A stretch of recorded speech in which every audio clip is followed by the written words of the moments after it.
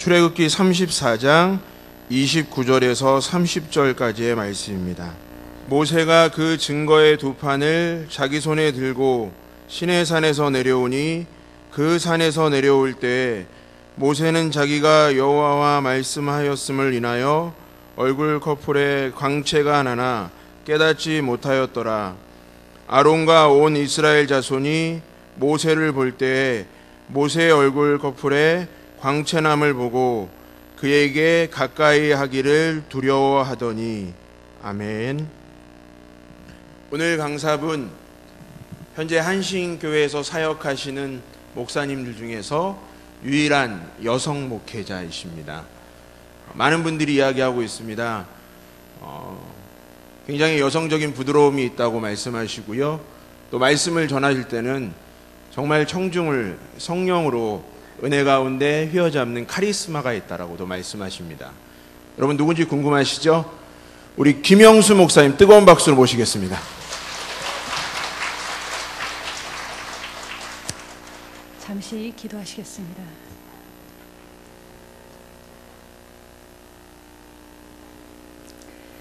하나님, 추석을 마치고 이곳에서 다시 하나님의 말씀을 나눌 수 있는 기회를 주시니 감사합니다.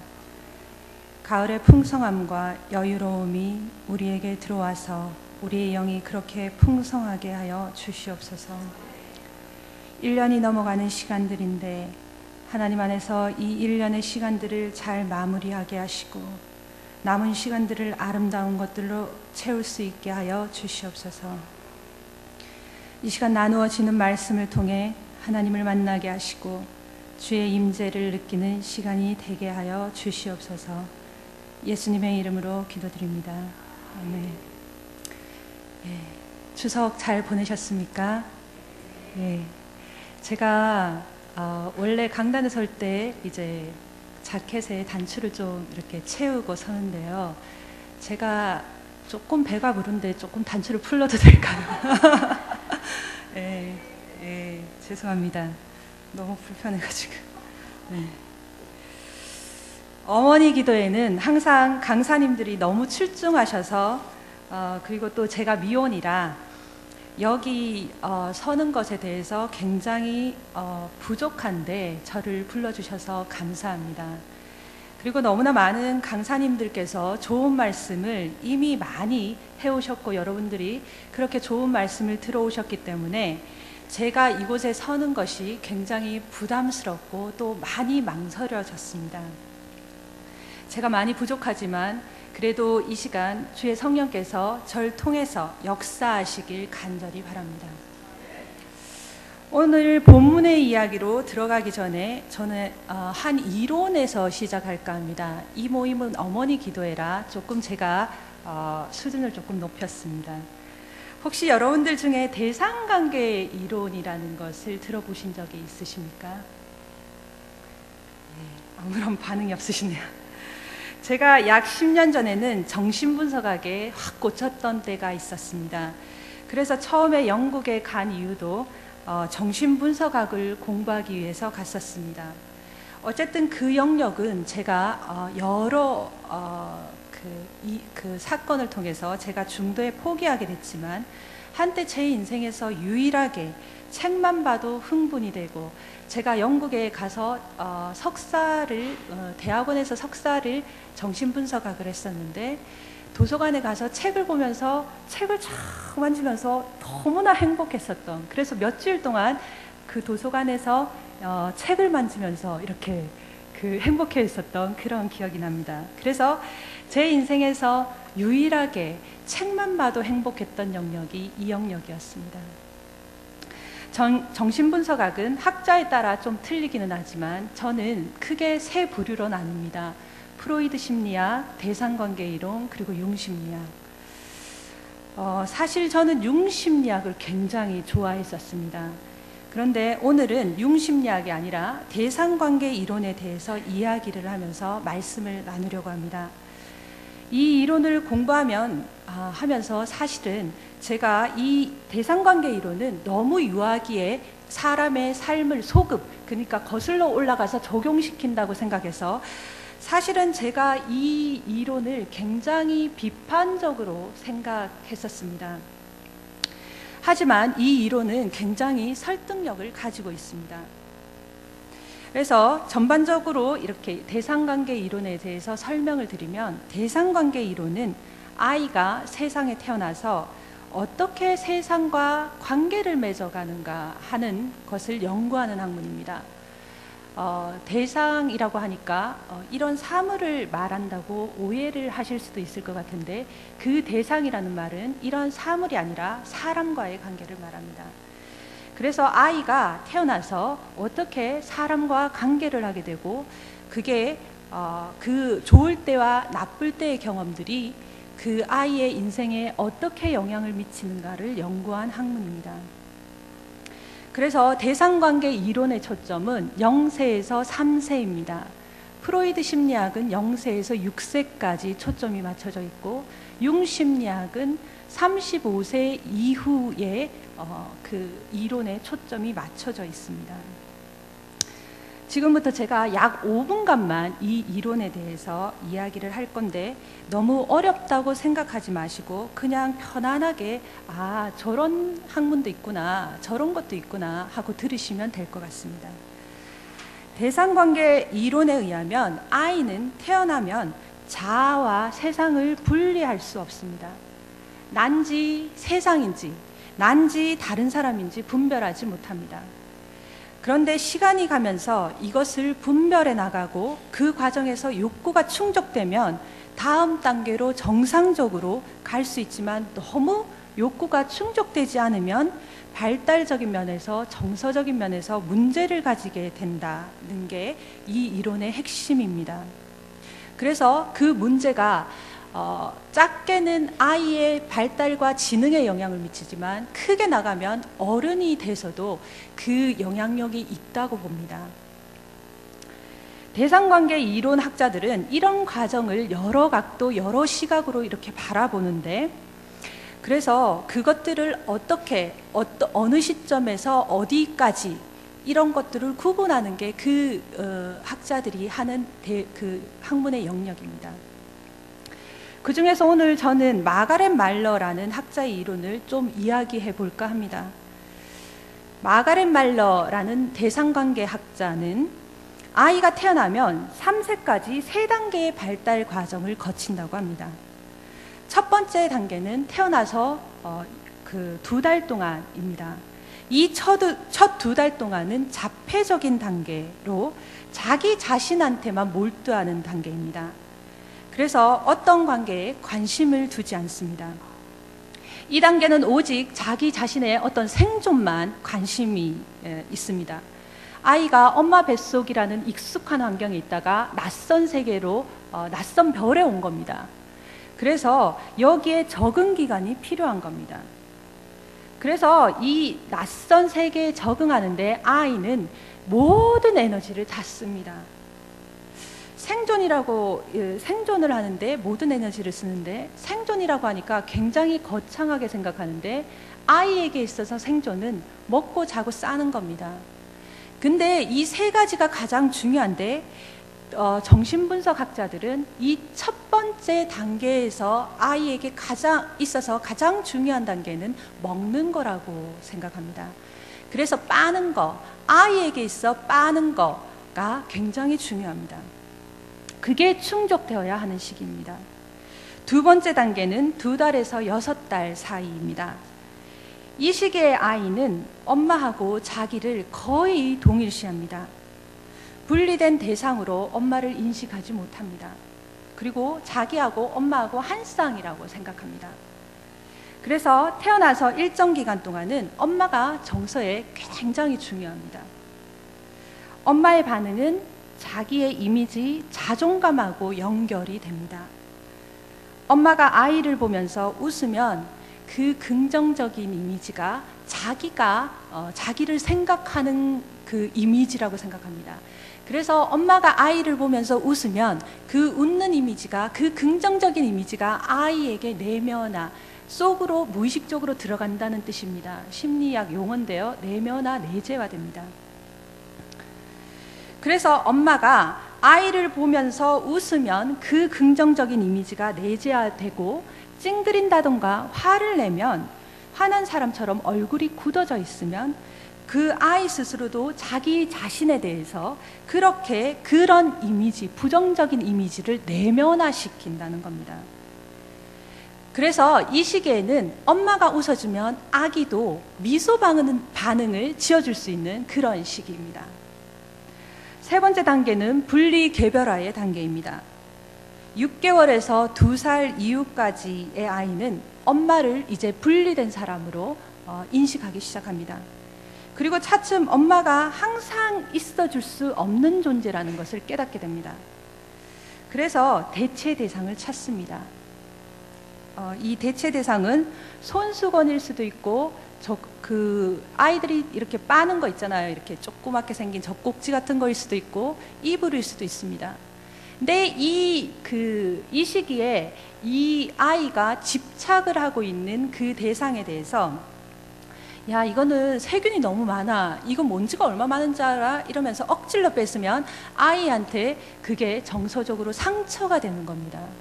그래서 이 시기에 아이가 집착하는 것을 억질로 뺏으면 안 됩니다. 이 시기를 적절하게 잘 넘기면 그 다음에 오는 단계가 세상을 탐구하는 단계입니다. 10개월에서 16개월 사이에 일어나는데 스스로 세상을 탐험하기 시작합니다. 물건을 만지고 서랍을 열고 전화기 만지고 그런 시기입니다. 세상을 막 탐구하다가 엄마를 확인합니다. 그래서 엄마가 있는지 눈으로 뒤로 이렇게 보고, 그리고 멀리 조금 갔다가 엄마한테 다시 돌아오고, 이런 반응을 계속합니다. 16개월에서 24개월이 되면 아이는 자기하고 엄마가 이제 완전히 분리된 존재라는 것을 알기 시작합니다. 그리고 이런 개념이 점점 발달되기 시작합니다. 이러한 이론은 수많은 아이들을 관찰하면서 얻어진 결과이기 때문에 거의 대부분의 아이들이 이러한 과정을 거친다고 보시면 됩니다.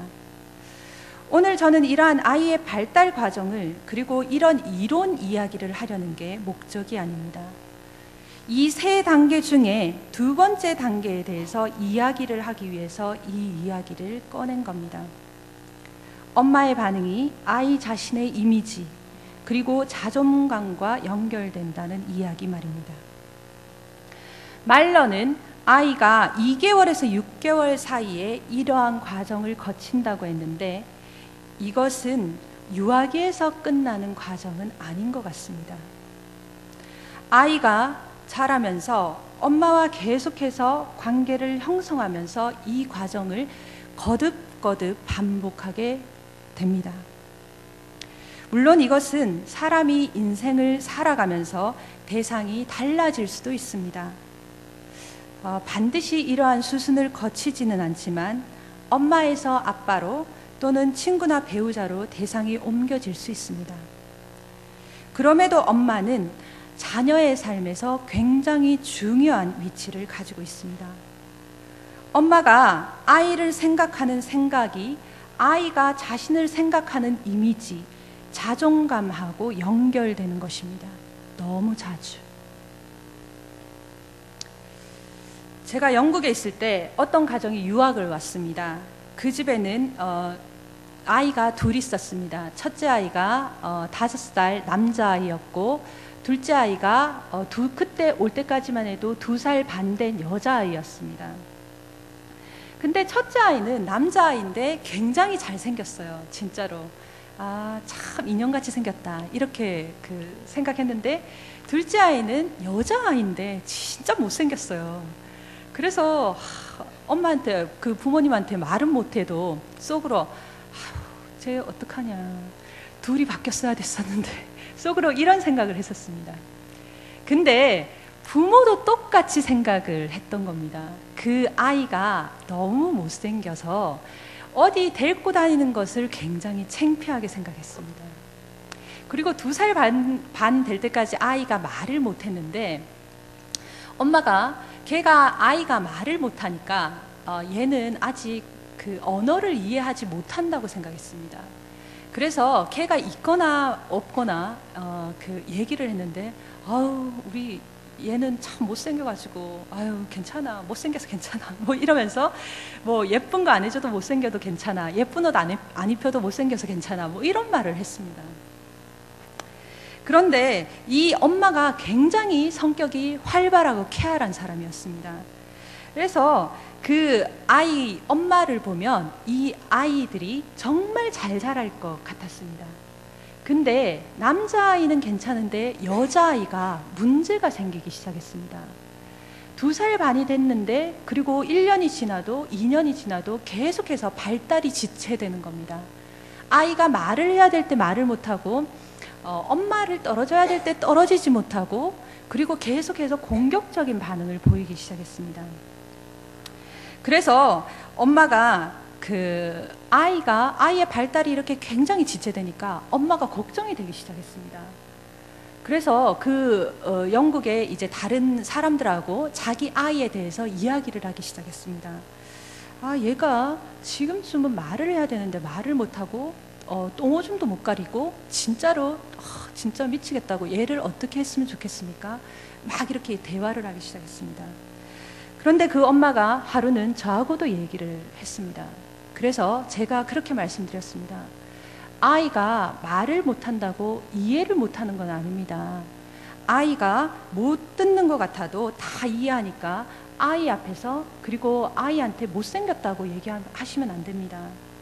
그리고 엄마 스스로 아이가 못생겼다고 그런 생각 자체를 가지고 계시면 안 됩니다 라고 말씀드렸습니다.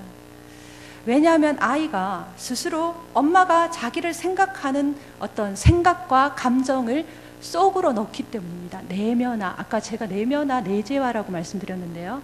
아이는 무의식적으로 엄마의 그런 감정을 넣습니다. 아기가 말을 못할 때도 영세에서부터 계속해서 엄마, 보호자의 어떤 감정과 생각을 넣을 수 있는 능력이 있습니다. 사람한테는. 그런데 그거를 내재화하기 때문에 그 아이가 그렇게 됐다고 저는 생각했습니다. 그래서 엄마에게 그렇게 말했는데, 그 아이가 5살 때쯤 말을 하기 시작하면서 그 문제가 그대로 드러나기 시작했습니다. 그 아이가 말을 하면서 엄마한테 물었습니다. 엄마, 내가 못생겼어? 라고 아이가 엄마한테 묻기 시작했습니다. 그리고 항상 오빠하고 놀아도 오빠가 뭐 이렇게 잘못을 해도 나는 못생겼으니까, 그리고 오빠도 넌 못생겼잖아, 이렇게 말을 하는 겁니다. 그래서 그 언젠가부터 그 못생겼다는 게 이 여자아이한테 상처가 되기 시작했습니다. 영국은 5살이면 학교를 가는데, 만 5살이면 학교를 보냅니다. 근데 그 아이가 항상 학교에 가도 위축되어 있는 것입니다. 왜냐하면 못생겼으니까. 그래서 그때부터 이 엄마 아빠가 태도를 바꾸기 시작했습니다. 아니야, 넌 예뻐, 진짜 예뻐. 그리고 그 진짜 예쁜 애를 대하는 것처럼 그렇게 그 애를 대하기 시작했습니다. 근데 그 애가 진짜 거짓말처럼 밝아지기 시작했습니다. 말을 하기 시작했고, 다른 애들과 섞여서 놀기 시작했고, 잔인한 행동을 그치기 시작했습니다. 그 아이가 정상적으로 자라기 시작한 겁니다. 부모의 태도가 아이의 자존감을 바꾸기 시작했던 것입니다. 이것은 어린아이만 그런 것은 아닌 것 같습니다. 미국 로스앤젤레스에서 올림픽이 열렸던 때의 일입니다. 중국 선수 하나가 다이빙 종목에서, 저는 잘 몰랐는데 다이빙도 육상처럼 아시아 선수들한테 굉장히 좀 불리한 그런 종목이라고 합니다.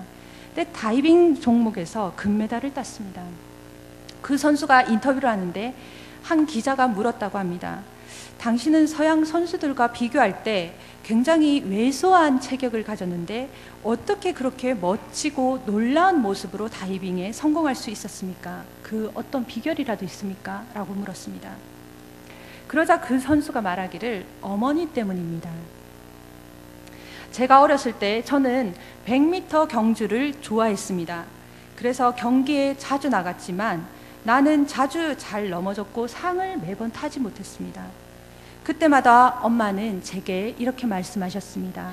사랑하는 딸아, 나에게 네가 1등 하는 것은 문제가 아니란다. 네가 넘어져서 일어날 때 네 모습이 더 아름답단다. 내가 일어나는 모습이 네가 1등을 하는 것보다 나는 더 뿌듯하단다. 라고 말했답니다. 그리고 그 선수가 계속해서 말하길, 제가 다이빙을 할 때도 실수를 하고 잘못을 했지만 그때마다 어머니는 똑같은 말씀을 하셨습니다. 1등은 문제가 아니야. 나는 네가 운동하는 그 모습 그 자체가 참 아름답게 보이고 나한테는 참 기쁨이야. 이렇게 말했답니다. 그 선수의 엄마는 자녀에게 엄마가 생각하는 긍정적인 이미지를 심었던 것입니다. 저는 아이를 가지고 있지는 않지만 엄마는 가지고 있습니다. 저희 엄마가 아주 모범적인 엄마라고 할 수는 없지만 많은 부분에서 참 좋은 엄마입니다. 저희 3남매에게 저희 엄마는 참 친구 같은 사람입니다. 그래서 모든 것을 나눌 수 있는 그런 친구 같은 사람이고 엄청난 위로자고 엄청난 기도 후원자입니다. 제가 박사를 총 4년 했습니다. 4년을 공부하면서 참 힘든 순간이 많았습니다. 그래서 그때는 이 공부를 끝내면 내가 이 세상에 내 인생에서 그 앞으로 다가올 어떤 어려움도 버틸 수 있을 거라고 생각했습니다. 그만큼 그 공부가 저한테는 굉장히 버거웠고 힘겨웠습니다. 그래서 박사를 하는 애들끼리 모이면 종종 이런 얘기를 했습니다. 박사 과정이 여러 개가 있습니다. 근데 우리가 하던 박사가 영어로 PhD였습니다. 그걸로 농담을 하기를 퍼머넌트 헤드 데미지 해서 영구적인 뇌 손상 또는 퍼머넌트 헤어 데미지 영구적인 모발 손상이라고 우리가 불렀습니다.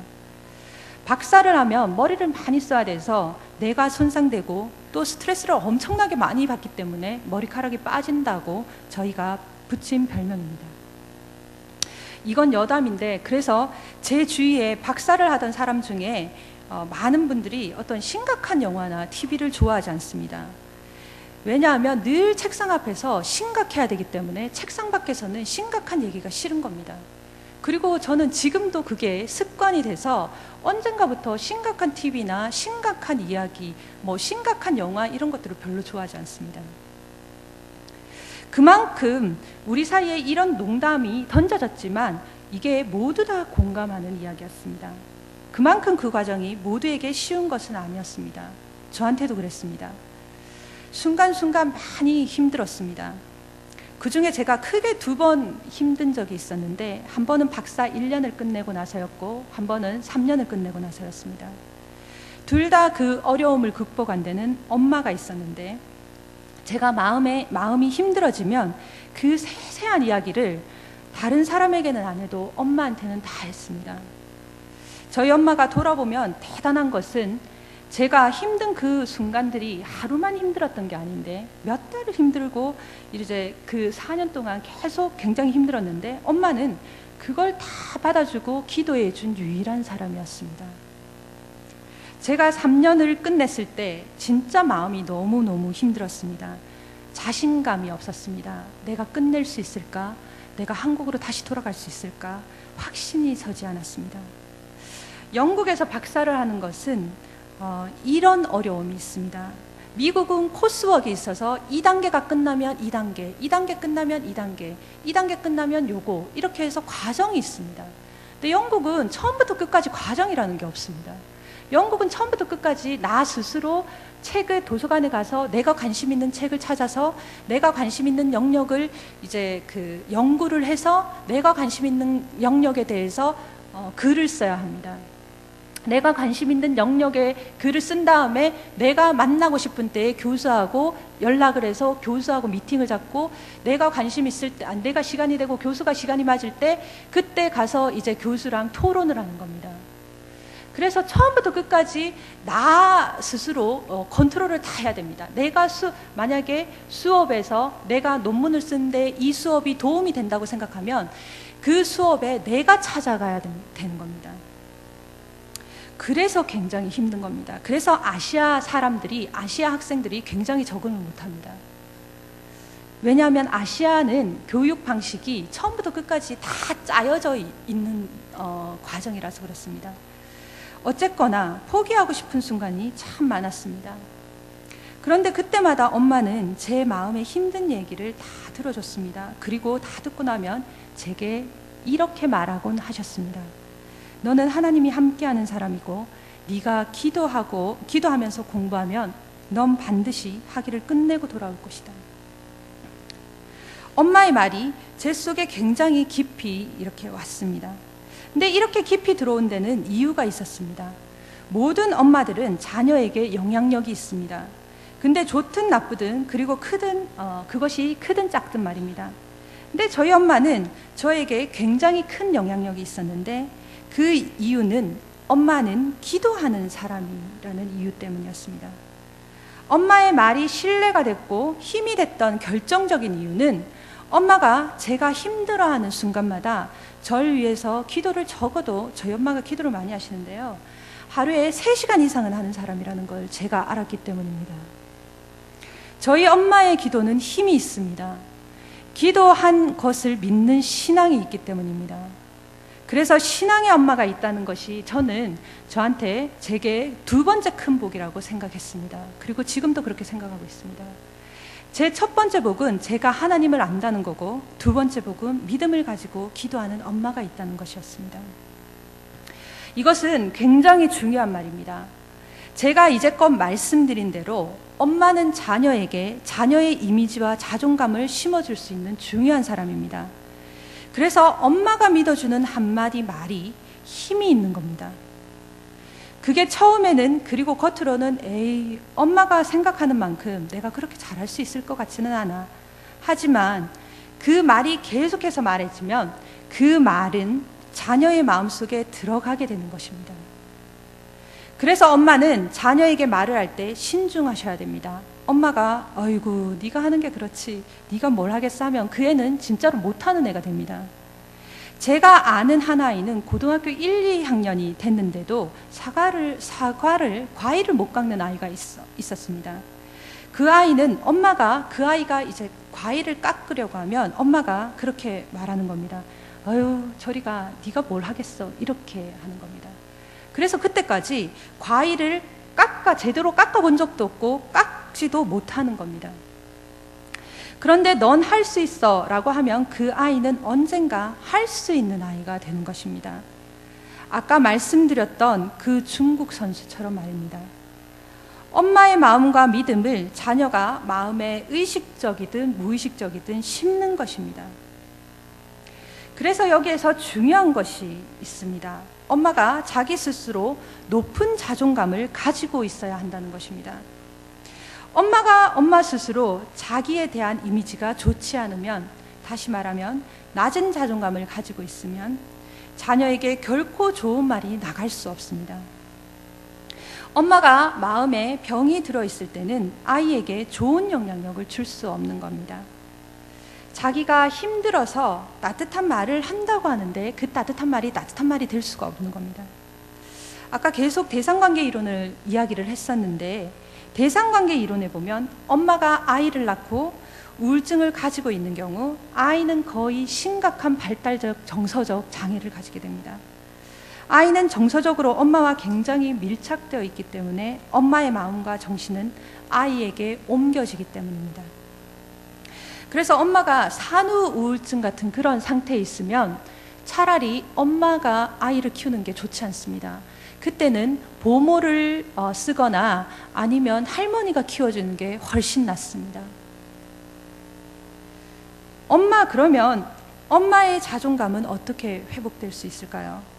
엄마의 이미지와 자존감은 할머니에게서만 회복이 될 수 있을까요? 이제까지 제가 말씀드린 것에 의하면 엄마의 자존감은 할머니나 남편에 의해서 회복될 수 있습니다. 그런데 신앙인의 경우에는 또 하나 자존감을 회복시킬 수 있는 중요한 통로가 있습니다. 그것은 하나님입니다. 오늘 본문 속에 모세 이야기가 나옵니다. 모세와 이스라엘 민족들은 출애굽해서 지금 시내산에 있습니다. 그곳에서 1차로 모세가 십계명을 받으러 시내산에 올라갔는데, 모세가 시내산으로 올라가고 나서 그 이스라엘 민족들은 밑에서 기다렸는데 모세가 내려오는 시간이 너무너무 오래 걸렸던 겁니다. 그래서 이스라엘 백성들이 아론을 세워서 금송아지를 만듭니다. 그리고 그 금송아지 사건으로 하나님께서 이스라엘 민족들에게 화가 나셔서 동행하시기를 거부하십니다. 모세가 이러한 백성들의 죄를 대신해서 중보기도를 합니다. 그리고 모세의 중보기도 뒤에 하나님의 용서가 있고 그 다음에 그 뒤에 모세는 다시 십계명을 받으러 갑니다. 두 번째 십계명을 받고 내려왔는데 그의 얼굴이 빛났다는 이야기가 오늘 본문의 이야기입니다. 근데 성경은 모세의 얼굴이 빛난 이유를 이야기하는데 이것이 굉장히 재미있는 부분입니다. 모세가 십계명을 받아서 내려왔을 때 모세의 얼굴이 빛이 났는데 그 이유가 모세가 하나님과 대화를 했기 때문이라고 합니다. 하나님과 가까이 있었기 때문에 모세의 얼굴이 영광스러운 얼굴로 변한 것입니다. 모세는 80년 동안 하나님을 제대로 만나지 못했기 때문에 모세는 일반적인 그런 인생을 살았습니다. 근데 모세가 나이 80에 하나님께 부름을 받았습니다. 그리고 하나님과 교제를 하기 시작했습니다. 그리고 애굽을 나와서 시내산에서 하나님과 깊이 만났습니다. 그랬더니 모세의 얼굴에서 빛이 난 겁니다. 모세의 얼굴이 변한 겁니다. 하나님을 만난 모세가 하나님의 영광을 흡수한 겁니다. 그리고 그 흡수한 하나님의 영광이 그의 얼굴에 나타나게 된 겁니다. 그 영광스러운 얼굴은 하나님의 약속 같은 것이었습니다. 이스라엘 민족들은 이집트에서 나오기 전부터 수도 없이 하나님께서 행하시는 기적들을 받고 나와서 만나와 메추라기, 무리바에서 물이 나온 사건 등등에서 그들의 필요를 하나님이 어떻게 채웠는지 봤습니다. 그런데 모세가 십계명을 받으러 시내산에 올라갔을 때 이스라엘 민족들은 불안했습니다. 모세를 통해서 그 필요를 채워줬었는데 이 모세가 사라진 겁니다. 하나님한테 그 필요를 어떻게 채워달라고 해야 될지도 모르겠고 그 모세는 사라진 겁니다. 불안했던 이스라엘 민족들이 그래서 자기들의 필요를 채워줄 수 있는 눈에 보이는 금송아지를 만든 것입니다. 그리고 나서 하나님의 진노가 있었고 모세는 하나님께 용서를 구해서 다시 십계명을 받으러 갔습니다. 거기서 모세의 얼굴이 변했습니다. 하나님은 지금 모세의 얼굴을 통해 하나님은 단지 그들의 필요를 채워주는 분이 아니라 그들을 영광스러운 자리까지 인도하실 수 있다는 것을 모세의 얼굴을 통해 보여주고 계신 것입니다. 하나님과 깊이 만나는 그 만남은 사람의 인생을 단지 잘되게 하는 것이 아닙니다. 하나님을 깊이 만나는 그 만남을 통해 사람은 더 영광스러운 곳으로 인도될 수 있습니다. 그래서 엄마가 하나님을 안다는 것은 하나님과 친밀한 관계를 맺고 있다는 것은 엄마가 하나님과의 깊은 교제를 통해서 그 영광스러운 자리를 안다는 의미도 됩니다. 그 영광스러운 자리, 우리를 존귀하게 여기는 그 자리를 경험한 사람은 마음에 한 가지 사실을 품고 삽니다. 나는 존귀한 자라는 사실 말입니다. 엄마가 엄마 스스로를 존귀하게 여기는 것입니다. 나는 매일 집에서 밥만 하고 남편 뒷바라지, 애들 뒷바라지만 하는 어떤 뒷바라지 인생을 사는 사람이라고 생각하지 않습니다.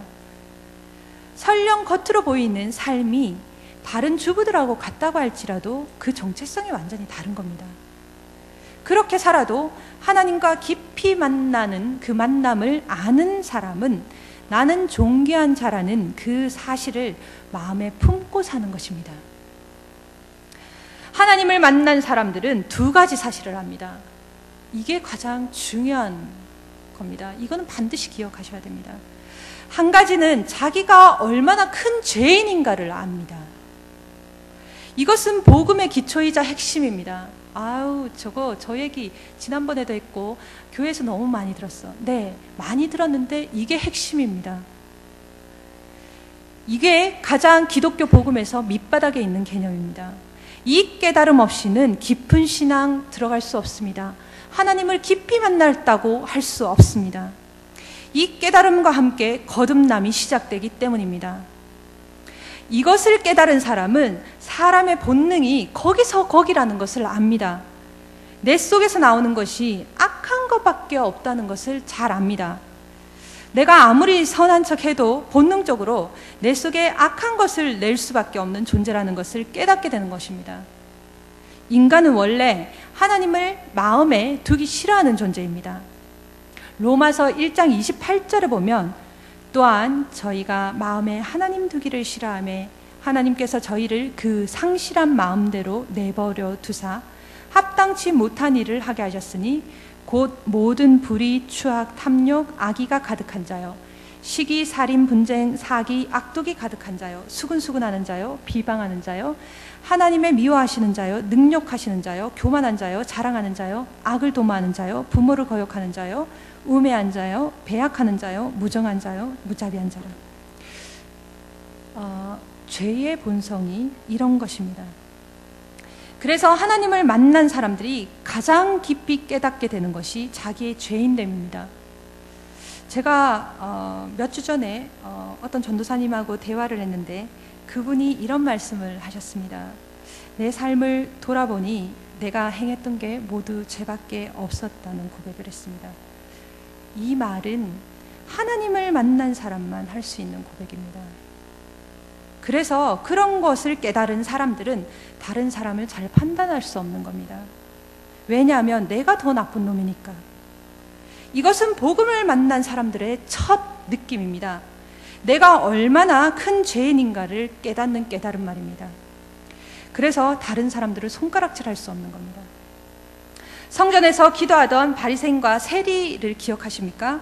바리새인은 잘난 사람입니다. 바리새인 마음속에 자신감이 있었습니다. 그는 종교적으로 흠이 없는 사람이라고 생각했기 때문입니다. 그런데 세리는 달랐습니다.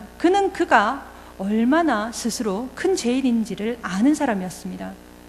그래서 감히 고개를 들 수 없는 사람이었습니다. 감히 고개를 들 수 없는 사람이 다른 사람을 평가하고 판단할 수 있다고 생각하십니까? 자기가 죄인이라고 생각하는 사람은 다른 사람을 쉽게 판단하거나 평가하지 못합니다. 다른 사람을 쉽게 정죄하지 못합니다. 왜냐하면 내가 더 큰 죄인이니까. 그래서 고개를 들 수 없을 만큼 나는 아무것도 아니니까. 그런데 착각하지 말으셔야 될 것이 있는데 이것은 열등감하고 틀립니다. 그리스도 예수 안에서 죄인됨에 대한 고백은 다른 고백하고 이어지기 때문입니다. 이거는 동전양면하고 같습니다. 그럼에도 불구하고 나를 사랑하신다고 하시는, 그럼에도 불구하고 나를 존귀하게 여기고 나를 거룩하다고 하시는 그 하나님에 대한 감격과 연결되어 있는 것입니다. 그 은혜를 주체할 수 없는 겁니다. 내가 얼마나 큰 죄인인가를 깨닫는 동시에 그럼에도 불구하고 그런 나를 하나님이 얼마나 사랑하시는가에 대한 깨달음도 같이 붙어서 있는 겁니다. 내가 아무것도 아니고 내가 나를 봐도 나를 사랑할 수 없고 아무리 나를 봐도 소망이 없는데 그런 나를 하나님이 받아주시고 사랑해 주셨다는 그 감격은 나를 압도하는 겁니다.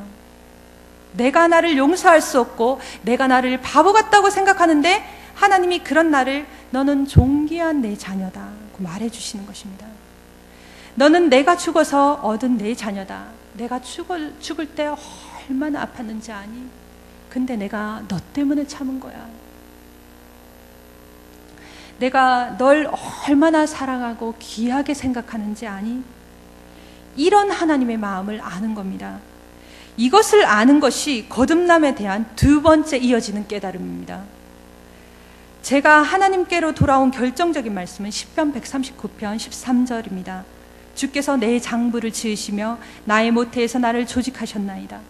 내가 주께 감사함은 죄송합니다. 나를 지으심이 신묘막측하심이라. 주의 행사가 기이함을 내 영혼이 잘 아나이다. 내가 은밀한 데서 지음을 받고 땅의 깊은 곳에서 기이하게 지음을 받은 때에 나의 형체가 주의 앞에 숨기우지 못하였나이다. 내 형질이 이루기 전에 주의 눈이 보셨으며 나를 위하여 정한 날이 하나도 되기 전에 주의 책에 다 기록되었나이다. 이전까지 제가 얼마나 소중한 존재인지 깨닫지 못했습니다.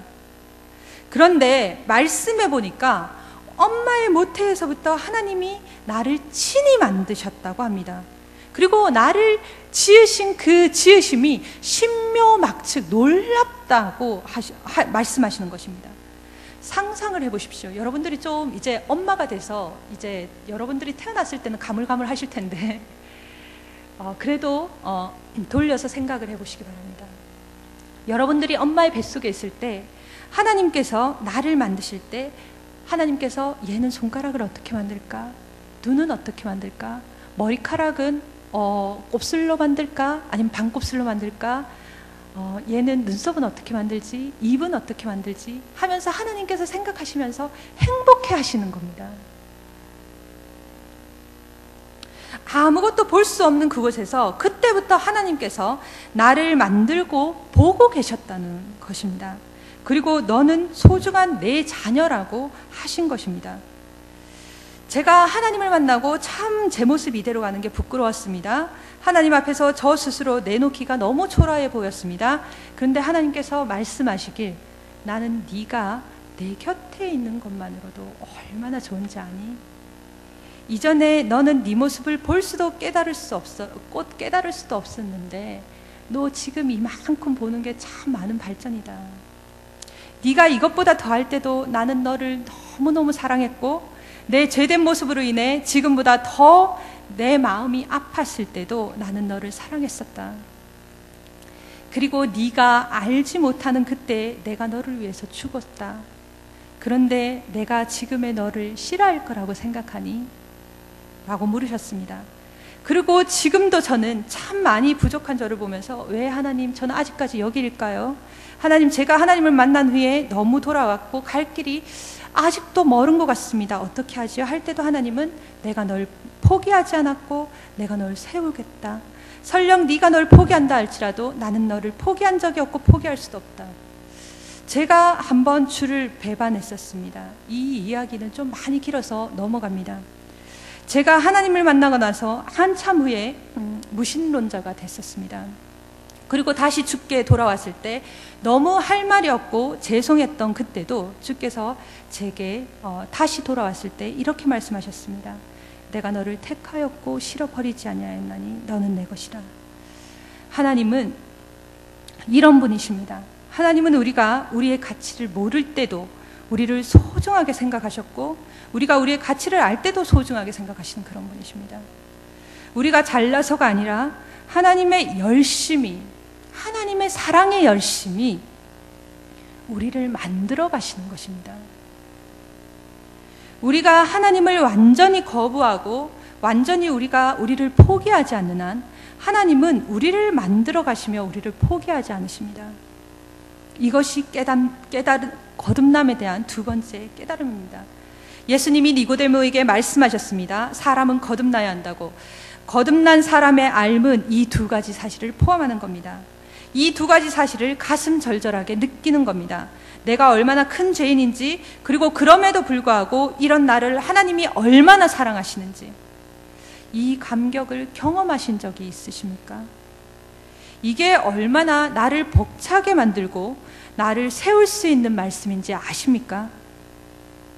여러분은 스스로 죄인이라는 사실을 깨닫고 계십니까? 그리고 나 같은 죄인을 하나님이 그럼에도 불구하고 사랑하셨다는 사실 때문에 감격스러워서 울어보신 적은 있으십니까? 그리고 그때 느껴지는 그 따뜻한 성령의 임재를 경험해 보신 적은 있습니까? 엄마의 이미지와 자존감은 이 복음의 기초, 거듭남의 경험에서 다시 형성될 수 있는 것입니다. 엄마가 이 거듭남을 경험하지 않으면 자녀에게 줄 것이 세상적인 것밖에 없습니다. 아무리 교회를 자주 와도 거듭나지 않으면 자녀에게 말하는 것이 하나님을 알지 못하는 다른 엄마들하고 별반 다르지 않습니다. 여러분들이 인생을 살아보셔서 아시겠지만 인생이 눈 깜짝할 사이에 금방입니다. 제가 제 20대가 영원할 줄 알았습니다. 근데 눈 깜짝하니까 20대가 지나갔습니다. 2012년 새해 신년 예배를 드릴 때가 어제같이 느껴졌습니다. 근데 돌아보니 2012년도 3개월밖에 남지 않았습니다. 인생이 영원할 것 같지만 금방입니다. 금방 1년이 가고 10년이 가고 인생은 많이 가져도 죽고 높은 지위에 있어도 죽습니다. 돈을 많이 가지면 삶이 좀 달라질 것 같고 많이 배우면 달라질 것 같고 높은 지위에 있으면 달라질 것 같지만 인생은 언젠가는 끝이 납니다. 근데 여러분들이 심으려는 것이 그렇게 없어질, 언젠가는 없어져 버릴 세상적인 것입니까?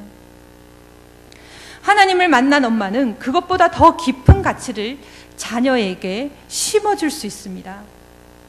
엄마 자신의 이미지와 자존감이 이런 깨달음과 그리고 하나님과 깊은 어떤 경험과 연결되어 있으면 그 엄마는 하나님으로부터 오는 이미지와 자존감을 가지고 그 이미지와 자존감을 자녀에게 반사해 줄 수 있는 것입니다. 그 자녀가 공부를 잘하든지 못하든지 그 자녀가 무엇이 되든지 상관없이 말입니다. 엄마가 하나님을 만난 경험이 있으면 그 자녀는 영적으로 정신적으로 살 수 있습니다. 엄마가 하나님을 만난 그 만남을 소중히 여기고 그것을 자녀에게 반사해주면 그 자녀는 언젠가는 하나님을 만나게 됩니다. 하나님을 만난 사람은 하나님이 그들의 길을 인도하십니다. 그들의 삶의 목적을 하나님이 정하시고 그들의 진로를 하나님이 인도하시며 그들의 삶의 주인이 하나님이 되셔서 하나님이 모든 것을 하시는 것입니다. 그들의 삶의 목적이 생기고 가야 할 길이 정해지면 그때 그들이 알아서 공부를 합니다. 하나님을 믿는 믿음으로 세운 목표를 하나님과 함께 그들이 이루어가는 것입니다. 여러분들이 아무리 자녀에게 강압을 해도 엄마가 하라는 것을 하기 싫어할 수도 있고 자녀들이 다른 곳으로 갈 수도 있습니다. 그런데 하나님께 속한 자는 그렇게 가지 않습니다. 하나님이 그들의 길을 인도하시기 때문에 그렇습니다. 여러분들이 자녀에게 반사해 줄 것이 공부 잘하는 방법입니까? 그것은 학원 선생님이 더 잘합니다. 그냥 정담학원이나 아니면 해커스나 이 유명한 학원 보내시면 됩니다. 여러분들이 자녀에게 반사해 줄 것이 돈 잘 버는 것입니다. 그러니까 그것은 재테크 전문가에게 보내면 됩니다. 여러분이 자녀에게 반사해 줘야 될 것은 학원 선생님도 재테크 전문가도 보여줄 수 없는 것입니다.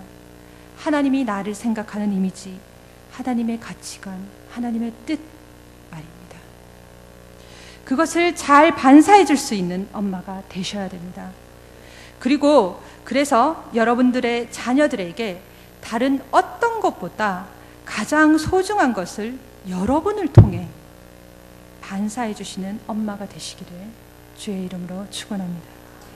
기도하시겠습니다. 하나님께서 우리에게 선물로 주셨던 그 자녀들을 잘 키우는 것이 쉽지만은 않은 것 같습니다. 무엇을 어떻게 키워야 할지 매 순간순간 고민하고 갈등하게 됩니다. 하나님, 그런데 무엇보다도 우리가 하나님의 가치와 관점으로 아이를 키워보고 싶습니다.